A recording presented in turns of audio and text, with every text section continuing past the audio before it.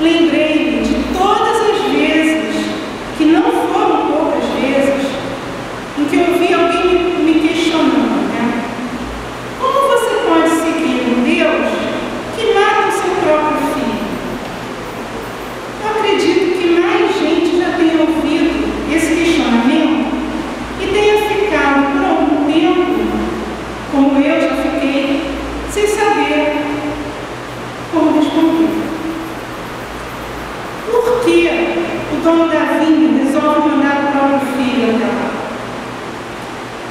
Como vemos no versículo 10, ele já havia feito 3 tentativas de, junto aos agricultores, para que esses lhe dessem uma parte dos frutos da vinha. Essa vinha era a sua propriedade. Essa vinha não era dos agricultores, né? Eles arrendavam aqueles trechos lá. Aquele patrão não queria nada além do que a parte que lhe cabia daquela colheita. E vemos a reação dos agricultores arrendatários que se apropriaram daquela vinha e não quiseram entregar a parte devida ao proprietário. Quando chega o filho do dono, eles, os arrendatários, entendem que estão mesmo sob pressão. Entendem que não são os proprietários de tudo aquilo, que aquela vinha tem um dono e que não são eles. Porém, o orgulho cegou seus corações e eles não conseguem enxergar suas vidas em nenhuma outra dimensão a não ser a daquela vinha. Tomam a decisão mais extrema, que é aniquilar o bem mais precioso que aquele patrão tem, seu filho. Matam o rapaz pensando que assim aquela vinha passará automaticamente para eles em herança. Buscam de uma forma equivocada um reconhecimento que não têm, um poder que não lhes pertence, nem por herança e nem por justiça. Deus Pai mandou Jesus para nos mostrar o que é o amor e como viver esse amor que provém dele. Não foi o Pai que matou Jesus. O Pai esperava e espera que nós, simultaneamente, vinha e agricultores, é isso mesmo, nós somos ao mesmo tempo a vinha e os agricultores que trabalham na vinha. Espero que escutemos o que seu filho nos diz. Somos vinha porque fomos criados pelo Pai para darmos frutos do seu amor. Somos agricultores porque, por Ele, somos chamados a cultivar esses frutos, colaborando uns com os outros na construção do reino de Deus. Já paramos alguma vez para pensar nisso? E já pensamos em quem seriam os enviados pelo dono da vinha hoje em dia?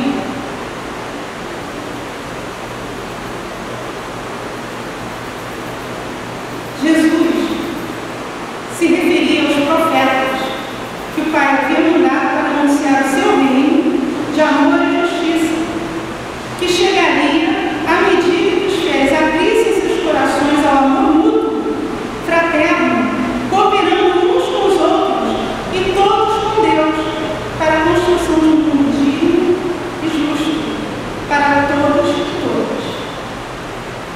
Hoje em dia, podemos considerar esses enviados não apenas aquelas pessoas que evangelizam a partir da comunhão com uma determinada igreja, sacerdotes, pastores, diáconos, leigos engajados em pastorais, mas todas as pessoas que dedicam suas vidas à construção de um mundo mais fraterno, justo e igualitário, um mundo mais habitável por todos, onde os frutos do amor de Deus possam ser colhidos e consumidos em comunhão por todos, nossos vizinhos, nossos amigos, nossos parentes.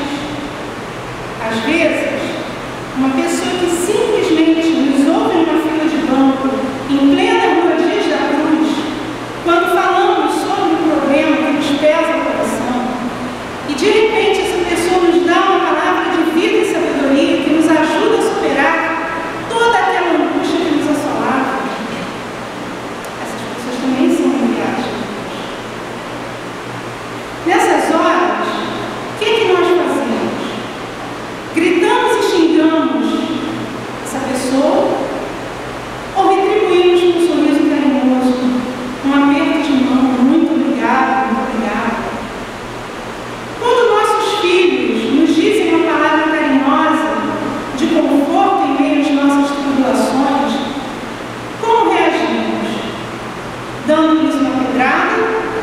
com um abraço dele. Infelizmente, muitas vezes somos agricultores infiéis que espancam e expulsam os enviados pelo Pai. E pior, matamos a ação de Jesus Cristo na construção do seu reino. Como assim, José? Por exemplo, todos sabem que ainda vivemos numa sociedade profundamente machista, em que mulheres são espancadas e mortas todos os dias, no Brasil e em praticamente todos os países do mundo. Temos lutado muito para reverter esse quadro.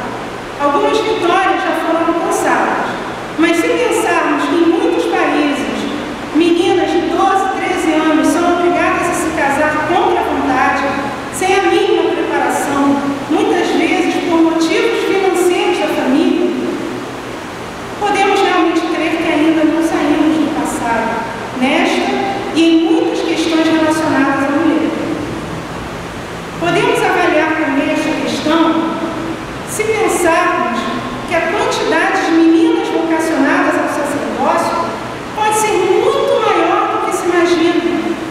Porém, a esmagadora maioria delas jamais saberá que sim, podem se tornar sacerdotisas, diáconos. Primeiro, porque o sacerdócio é universal. E segundo, porque Jesus jamais falou que não poderia. Realmente, ainda há muito que ser feito para que as mulheres alcancem uma condição mais igualitária na sociedade em pleno século XXI. Outra forma de os agricultores infiéis matarem Jesus até hoje é quando uma criança chega da escola com uma redação escrita de forma muito rústica, porque ainda está sendo alfabetizada, e os familiares desdenham, debocham, dizendo que está horrível.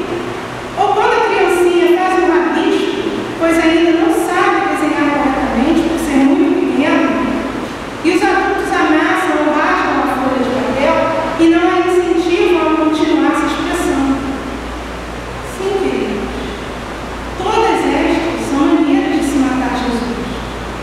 São golpes terríveis que nosso Senhor sofre cada vez que não valorizamos o que o nosso próximo tem a nos oferecer do seu melhor. Ainda que não compreendamos na hora, ainda que para nós se pareça somente um borrão, muitas vezes os rabiscos de uma criança são a expressão de todo o universo que ela traz dentro de si. Aceitemos os rabiscos. Muitas vezes um simples sorriso e o silêncio que o nosso próximo nos oferece é a pedra fundamental sobre a qual vamos conseguir construir toda uma nova vida. Estes foram apenas rápidos exemplos de como Jesus tem sido morto pelos agricultores infiéis até hoje. Agora, quando ouvimos alguém dizer que não acredita num Deus capaz de matar seu próprio filho, podemos dizer: quem matou Jesus não foi Deus Pai. Ele queria que nós o escutássemos, mas nós não quisemos, por isso nós matamos. Afinal de contas, ninguém gosta de assumir a culpa pelos próprios atos. E sempre é muito mais fácil colocar a culpa de tudo que cometemos de errado em Deus do que assumirmos os nossos erros, não é? Aqueles agricultores não sabiam como suas vidas poderiam ser melhores se tivessem fé na parceria com o dono da vinha. Eram orgulhosos e não conseguiam enxergar horizontes para além daquela vida. Se quisermos ser bons agricultores e agricultoras na vinha do Senhor, fiéis na construção do seu reino de paz, amor, justiça, igualdade, fraternidade, precisamos saber enxergar novos horizontes sempre. O próprio Deus nos exorta, através do profeta Isaías, na primeira leitura, a olharmos para frente, a não ficarmos concentrados no passado, nas coisas antigas, porque Ele está neste exato momento, Ele, Deus Pai, está neste exato momento fazendo coisas